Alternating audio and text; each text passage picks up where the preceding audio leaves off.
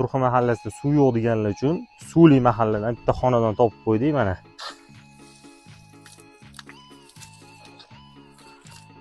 Aynan mana shu mahallada 36 ta xonadon birlashib, bitta bashniya qilib suv chiqarib qo'ygan quduqdan.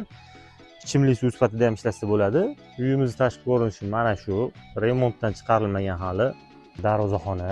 Bu yoq tomonda ikkita uy, bitta koridor yo'lakcha qoldirilgan sanuzelli qilish uchun. Xo'p.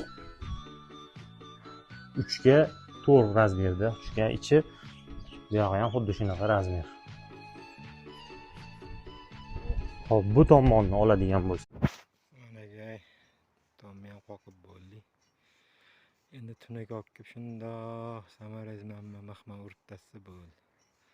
Hammasi chotki. Mana